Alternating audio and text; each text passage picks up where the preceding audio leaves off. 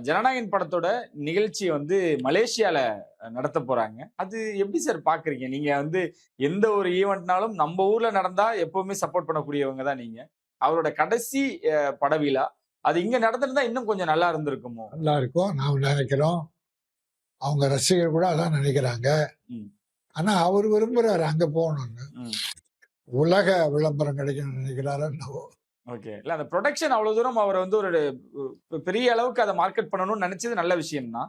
இருந்தாலும் இங்க இருக்கக்கூடிய தமிழ் ஆடியன்ஸ் நெறைய பேர் வருத்தப்பட்டு தெரிவிச்சுக்கிட்டு இல்ல, இல்ல. அது வருத்தம் தான். ஒரு தமிழ் படத்தை தமிழகத்துல தமிழக மக்கள் பார்க்குற அளவுக்கு பண்ணுனா, உலக மக்கள் பார்ப்பாங்க. ம், ம், ம். தான் மீடியாவுல தான் போயிடுது. அந்த நிமிஷமே லைவா பண்றாங்க.